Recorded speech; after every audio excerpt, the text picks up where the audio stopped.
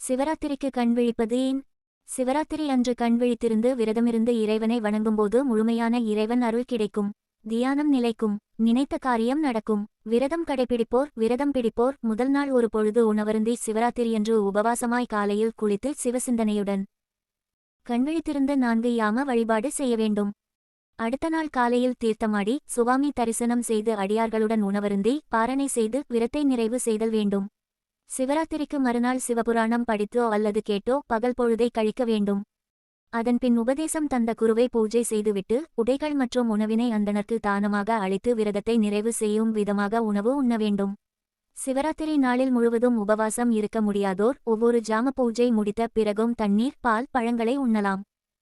சிவராத்திரி விரதம் இருப்பதால் தெரியாமல் செய்த பாவங்களுடன் தெரிந்தே பாவங்கள் செய்திருந்தாலும் அவை நம்மை விட்டு நீங்கி போகும்.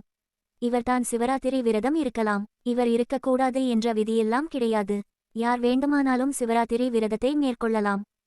சிவராத்திரியன்று அதிகாலை எழுந்திருந்து காலை கடன்களை முடித்து சிறப்பாக வேதம் 4னும் மேற்பொருளாவதும் நாவினுக்கருங்கலம் ஆனதும் பண்ணிய உலகினில் பயின்ற பாவத்தை நன்னி நின்றிருப்பதுமான இறைவனின் பஞ்சாட்சர மந்திரத்தை கூறி பூஜை செய்ய வேண்டும்.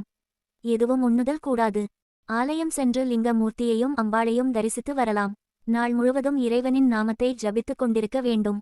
பிறகு மாலை 6 மணிக்கு மேல் தொடங்கும் இரவில் அபிஷேக பிரியரான லிங்க மூர்த்திக்கு 4 ஜாமங்களிலும் அபிஷேகம் செய்து திரிகுணம் தகுணாகாரம் நேத்ரஞ்ச திரயாயுஷ திரிஜன்ம பாபத் சம்ஹாரம் ஏகபில்வம் சிவார்ப்பணம் என்றபடி ஒரு வில்வத்தை அர்ப்பணம் செய்தாலே 3 ஜென்ம பாவங்களை அழிக்க வல்லது.